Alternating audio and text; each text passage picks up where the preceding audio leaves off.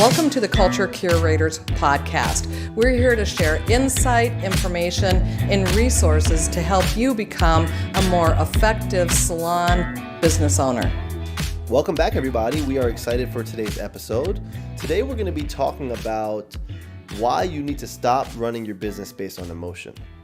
Jill, you're looking good. How are you? Thank you. I'm great. How about you? I'm good. Really good. Good. It's nice to see you. It's nice to be back out in New York. Yes. We're rocking and rolling. Thank you, everybody that's been listening, that's been giving us some feedback. We really, really appreciate it. Absolutely. I'm really super excited about our topic today around not running your business with emotions. And how many of you have ever found yourself very emotionally charged in your business? I mean, let's face it, I think it happens to all of us, right? Yeah. Probably multiple times a day, in fact.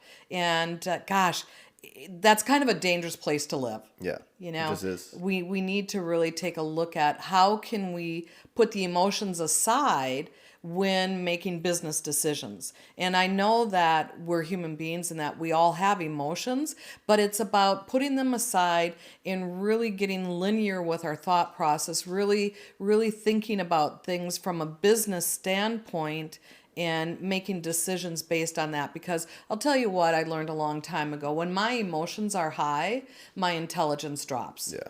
And when my intelligence is high, my emotions are down. Right. And so how do we do that and still be human? Yeah, and I think I want to be clear too. Like, we're not saying be emotionless. Right. We're saying manage your emotions and don't allow the emotions to dictate your decisions. Right? Because when your emotions dictate your decisions, you're going to have a very mixed bag, right? Because when I say emotion, you might be thinking of negative emotions, but you could be making, having unclear judgment or kind of unclear decisions also when you're in a state of, uber happiness as well, right? Yeah, absolutely. And what I think about when you said that is I think about, a sales rep comes in and they have a brand new line and you get all excited about it and you just spur of the moment go, yes, I'll buy in. And the buy-in is $5,000 or $7,000 or whatever it is. And you didn't do your due diligence. Right. You didn't take a look at the budget. You didn't take a look at what you've got going on, the retail that you have. Can you exchange out a retail line for this line? Do you even need a new retail line? And this is just one tiny example, but that would be, man, I'm super excited. Yeah. And so I'm going to make this quick, rash decision. I'm going to say, yes, I'm all in. And then you wake up the next day and you kind of have some regrets. Yeah, and I mean, I can tell you from experience, anytime that I've made a money decision without doing my proper due diligence, I've made a mistake, generally, Yeah. And what happens too when you run your business emotionally, you're unpredictable. And when you're unpredictable, it creates confusion. And as in other episodes, we've talked about the importance of clarity within a business and within your culture. Think about what that does to your team. What type of decision making are they going to have based around what they're watching you do? And we see this happen time and time again where, owners allow their emotions to kind of control them.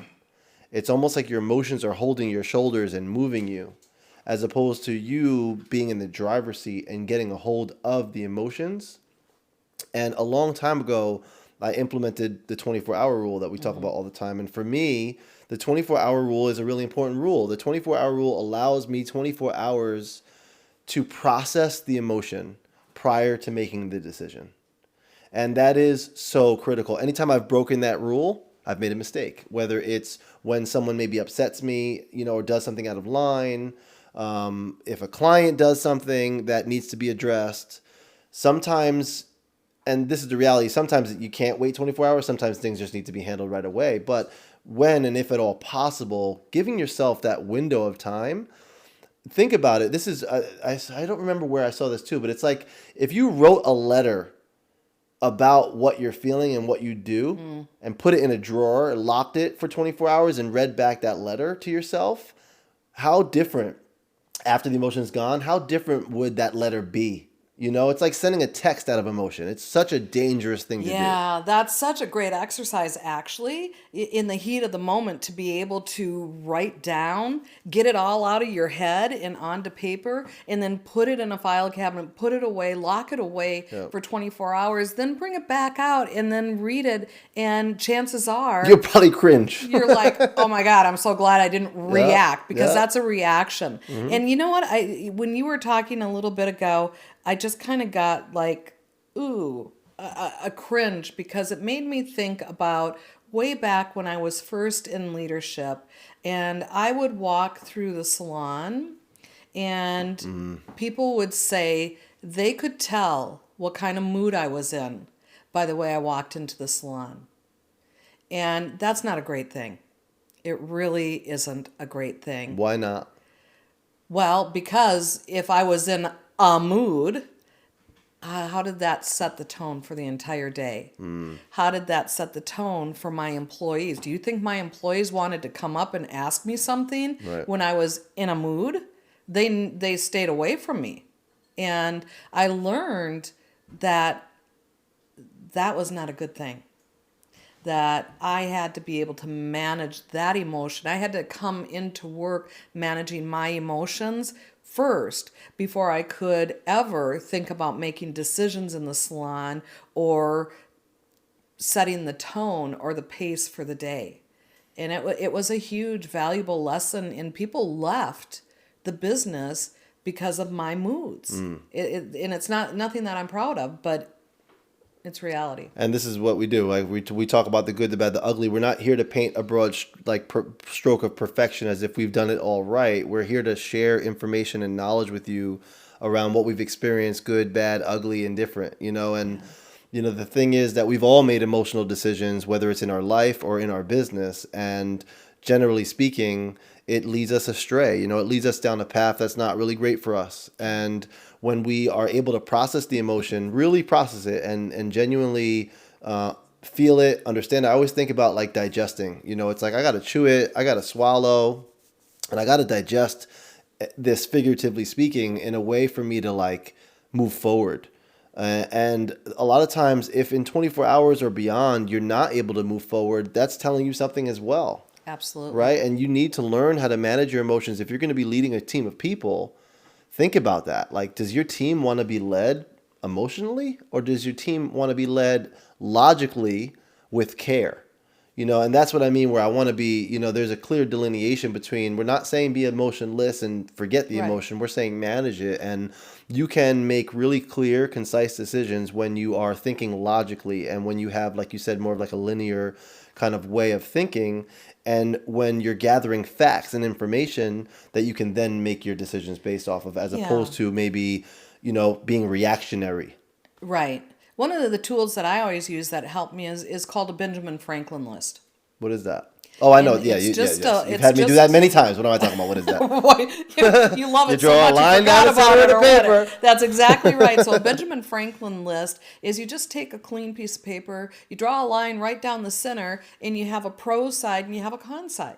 And so you think about all the pros to whatever the decision is that you need to make, and you think about all the cons to that same decision. And at the end, once you've exhausted all the pros and the cons, when you look at that list, one side is typically going to be longer than the other side. The side that's longer is most likely where you need to go.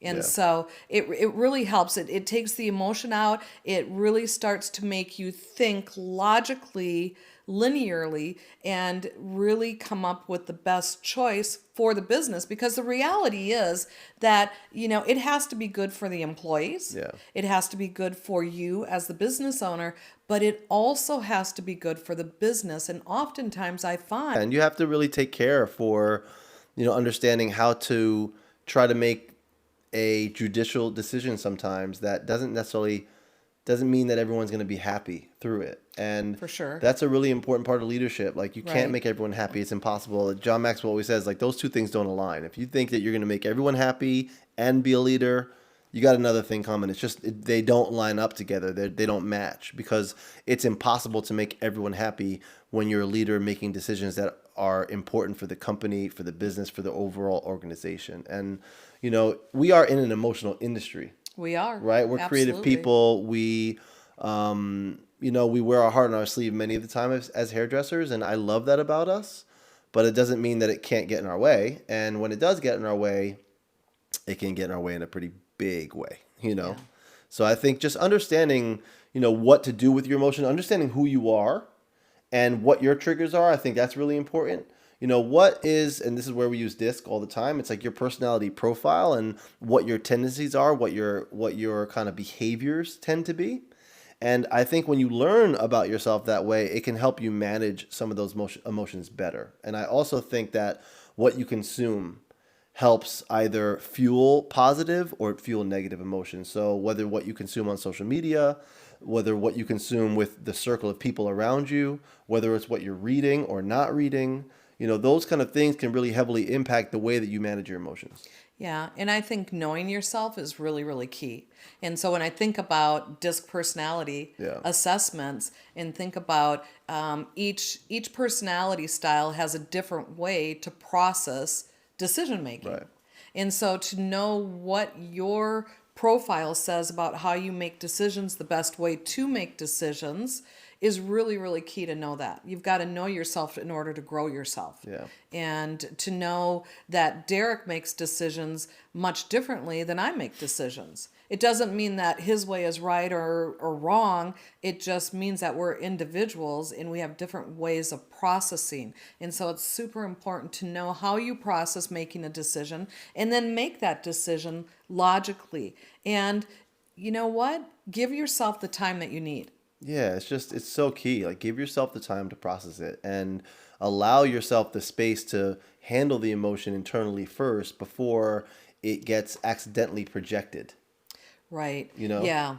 And some of the decisions that we have to make as business owners are really difficult decisions. Yeah. Some of them involve rewards and or consequences to our team. Right. Some of them have a change in a policy or procedure. And so you move with caution and you have to really, really weigh out how big of a risk is this change. Yeah. And that's one of the things that I didn't realize. I made some changes early on in business ownership, and they were pretty significant to my team. Yeah. And I made them based on monetary reasons, which was not the right way to do it. But I wanted more of a profit in my pocket, so I made decisions that really impacted my team.